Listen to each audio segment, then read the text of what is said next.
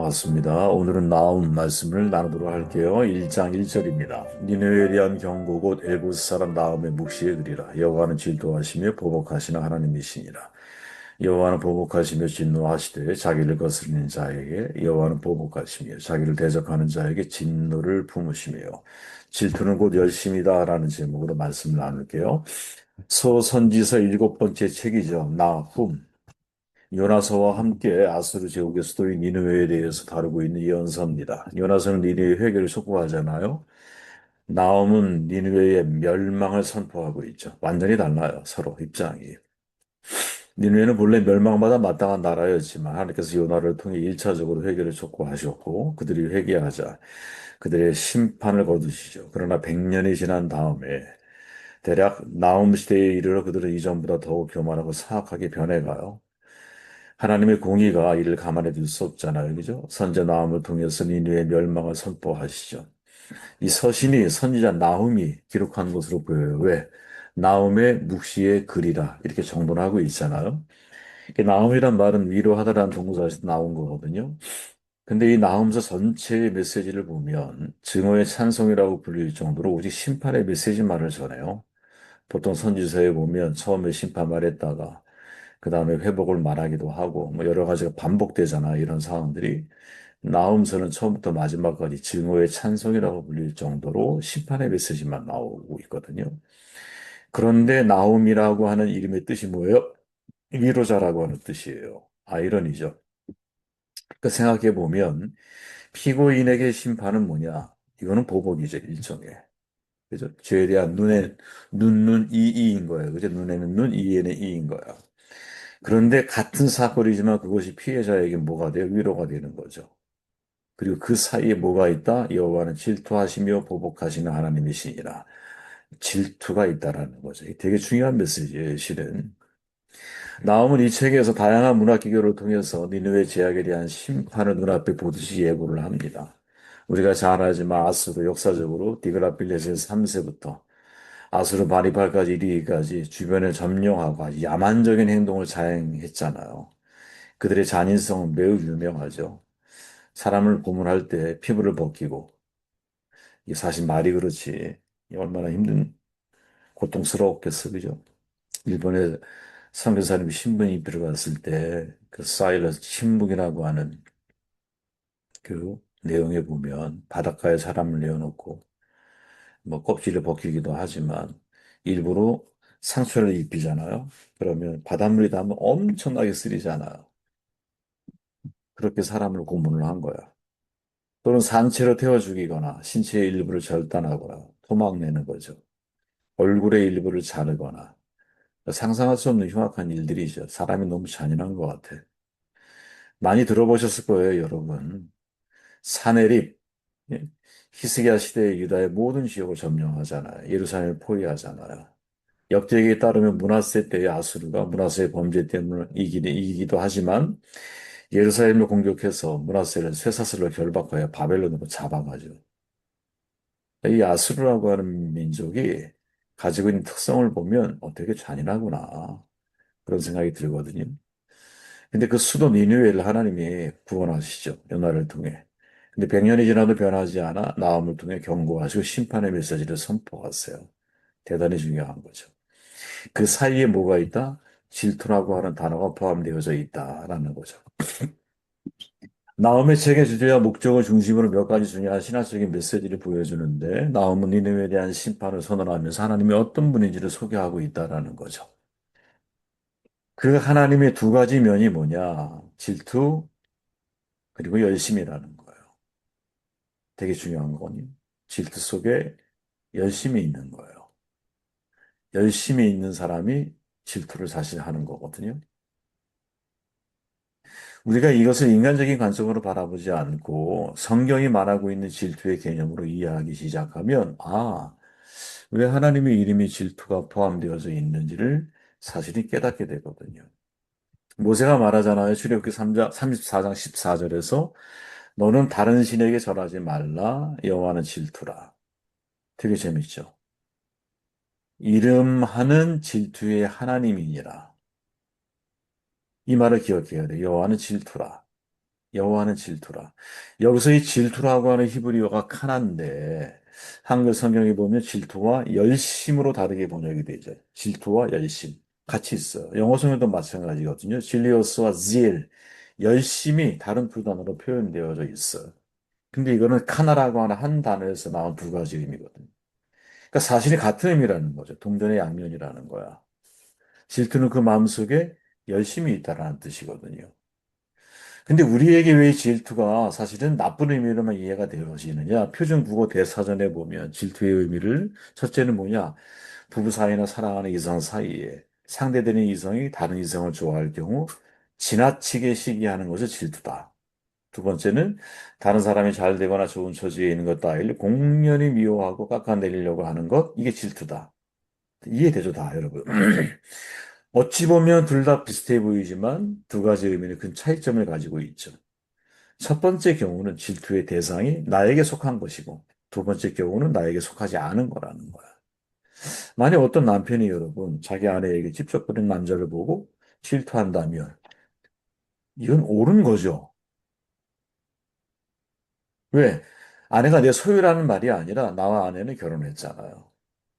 그리고 서로가 서로만 바라보기로 약속을 했잖아. 그리고 서로가 서로에게 속한 사람이잖아. 그러니까 그 아내를 누군가, 혹은 정반대로 그 남편을 누군가 찝쩍거리는 사람이 있다. 그럼 말 그대로 내 안에서 뭐가 질투가 있어야 되는 게 맞죠. 왜? 내가 아내를 열심히 사랑하니까. 질투 속에 열심히 있으니까. 생각해 보십시오. 이 세상의 모든 것들은 다 누구의 소유예요? 하나님의 소유예요. 누구도 하나님의 소유권에서 자기 것을 주장할 수가 없어요. 모두가 다 하나님에 의해서 만들어진 피조물들이기 때문에 피조성 위에 우리는 존재해야 되는 거거든요. 그렇게 하나님은 자기의 소유, 당신의 소유이기 때문에 질투하시지 않아요. 그죠? 실은. 그런데 그 안에 있는 피조물들이 하나님에 대해서 하나님께 속한 것, 하나님께 내가 속해 있음에도 불구하고 그것을 모르고 다른 곳에 내가 마음을 둘 경우에 우리 모든 것들이 하나님의 소유이기에 하나님은 질투하시는 거죠. 그래서 히브리어 카나라고 하는 말이 하나님께 속해 있는 소중한 것들을 지키시는 하나님의 거룩한 사랑의 열심이란 뜻을 가지고 있는 것. 하나님의 질투는 곧 하나님의 열심인 거야. 그렇게 하나님의 질투라고 하는 표현이 나오면 그 이면에 하나님의 열심이라고 하는 하나님의 마음을 우리가 이해할 수 있어야 된다라는 거. 여호와 니시, 여호와 샬롬, 여호와 라파 많이 들어보셨죠, 여러분? 하나님의 이름에 대한 명칭이거든요. 또 다른 표현들. 근데 그 하나님의 이름 중에 하나가 뭐냐? 질투예요. 그래서 이 영어 성경에 보면 여러분 빨갛게 표시되어 있죠. 질투란 말을 대문자로 쓰고 있어요. Whose name is jealous. 하나님의 질투야. 이 말을 역으로 해보면 하나님은 열심을 내는 분이에요. 누구에 대해서? 사람에 대해서. 여러분 사실 이거 되게 큰 감동적인 어떤 말씀이거든요. 나를 열심히 사랑하시는 거지. 질투하시는 하나님, 하나님은 질투다라고 표현했을 때 그 질투라고 하는 말 속에는 어떤 의미가 담겨 있느냐. 나를 사랑하시되 대충 사랑하는 게 아니에요. 어떻게 사랑해요? 열심히 사랑한다라는 거죠. 시사하는 바가 크죠. 우리가 사실 서로가 서로를 사랑한다고 말하지만 시간이 지나면 그 속에 점점점 지금 희석되고 희미해지고 점점점 사라지는 것처럼 느껴지는 것들이 있죠. 그게 뭘까요? 사랑의 열심이죠. 열심 있는 사랑.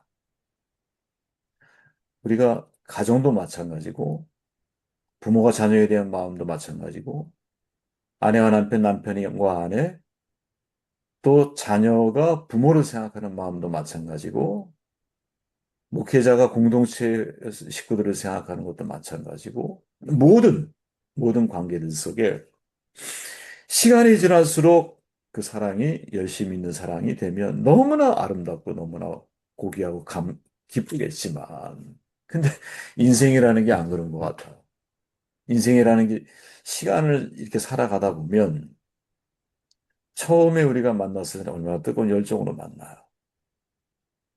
그런데 시간이 지나면서 뭘 느껴요? 그 사랑의 열심이 조금 조금씩 사라지고 있는 걸 느끼거든요. 사랑이 변질됐다 이 말을 하는 게 아니에요. 막 뜨겁고 열정적으로 사랑했던 그 마음이 어떻게 돼? 조금 조금씩 지나면서 무뎌지고 희미해지고 그죠? 그러면서 그 뜨거운 열정이 조금 조금씩 좀 이렇게 식어가고 있는 그런 느낌. 잘못됐다 이걸 말하려고 하는 게 아니에요, 여러분. 그게 인간이 가지고 있는 한계라는 거지. 인간이 가지고 있는 한계. 그런데 보세요, 여러분. 100년 전에 요나를 통해서 아수르의 그 잔인한 민족인 아수르의 니느웨 성에 있는 사람 그 10여 만 명의 사람들을 하나님이 구원의 자리에 이르게 하셨어. 그리고 100년의 세월이 흘렀어. 그런데 하나님께서 나홈을 통해서 질투하시는 하나님을 말하면서 니느웨의 멸망을 예고를 해. 무슨 말이에요, 여러분? 시간이 지나도 하나님의 열심은 사라지지 않고 있구나. 하나님은 사라지지 않고 있구나.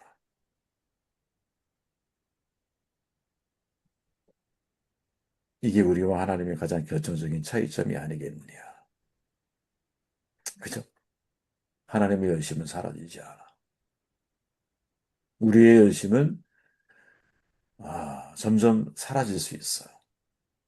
저도 느껴요, 여러분. 여러분도 아마 경험해 뭐 하고 계실 거예요. 우리의 질투는 점점점 희미해질 수 있어. 우리의 열심은 점점점 사라질 수 있어요. 그런데 하나님의 열심은 사라지는 게 아닌 거구나. 네. 특히 하나님이 우리에 대한 사랑의 열심은 바뀌는 게 아닌 거구나. 바뀌는 게 아닌 거구나. 자, 여러분, 이사야가 이 되게 재밌는 말을 하는데, 이사야 9장에서 우리가 잘 아는 말씀이에요. 이는 한 아기가 우리에게서 낳았고, 한 아들을 우리에게 주신 바 되었는데, 그의 어깨에는 정사를 메었고, 그의 이름은 기묘자라, 못사라, 전능하신 하나님이라, 영존하신 아버지라, 평강의 왕이라 할 것입니다. 그 정사와 평강의 더함이 무궁하며, 또 다윗의 왕자와 그의 나라에 군림하여, 그 나라를 굳게 세우고, 지금 이후로 이 영원히 정의와 공의로 그것을 보존하실 것이라. 만군의 여호와의 열심히 이를 이루시리라. 하나님의 질투가 인간을 보호하신다라는 거죠. 열심, 질투, 카나 같은 단어잖아요. 이사야를 통해 이 예언을 주실 때 예언을 들은 사람들은 말할 것도 없고 예언을 받은 이사야마저도 앞으로 인간으로 태어날 메시아가 하나님 자신이 될 거라고는 꿈에도 생각하지 못했을 거예요. 아마 이 구절을 다른 방면으로 해석했을 가능성이 높아요. 어떻게 하나님이 인간의 육신으로 이 땅에 오실 수 있는가? 어떻게 하나님이? 인간의 머리로는 상상이 안 가잖아요. 그런데 이 모든 것들이 어떻게 여호와의 열심이 여호와의 질투가 이 모든 열심을 이루고 있다라는 거죠. 질투하시는 하나님이 사람이 하나님을 외면하니까 어떻게 돼? 직접 사람의 형상을 입고 이 땅에 오셨다라는 것이. 그게 여호와의 열심의 꽃봉우리인 거예요. 꽃봉우리. 경전에 보면 하나님의 이름을 질투라고 표현해요. 근데 질투라고 하는 단어 속에는 열심이 포함되어 있어요. 우리에게 큰 도전을 던지죠. 과연 우리는 사랑하는 일에 열심이냐? 열심 있는 사랑을 하고 있느냐? 열심 있는 사랑이 있는 사람이 진짜 질투가 있는 사람인 거예요. 열심 있는 사랑이 없으면 질투도 없어요. 네. 이때 질투는 여러분 나쁜 의미가 아니에요. 너는 내게 속해 있는 사람이라는 거예요. 역시 나도 너에게 속할 수 있다라는 거예요. 그렇게 나도 너에게 속할 수 있기 때문에 너에 대해서 질투할 수 있는 거. 나도 너에게 속할 수 있기 때문에 하나님이 성육신을 이룰 수 있는 것이. 이게 진짜 사랑에 대한 확신 아니겠어요?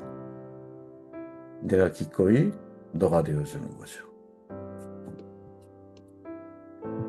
더 깊이 여러분들이 한번 생각해 보시는 오늘 하루가 되시길